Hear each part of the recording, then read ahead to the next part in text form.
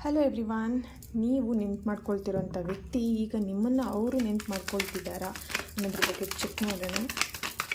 Just general reading, ನಿಮಗೆ resonate ಆದರೆ ಮಾತ್ರ ತಗೊಳ್ಳಿ. Okay, queen of wands and the high priestess, 3 of wands. Yes, ಇಲ್ಲಿ ನಿಮ್ಮಿಬ್ಬರ ಮಧ್ಯ ಒಂದು ಲಾಂಗ್ ಡಿಸ್ಟೆನ್ಸ್ ಇದೆ ಅಂತ ಹೇಳಿ ಕಾಣಿಸ್ತಾ ಇದೆ.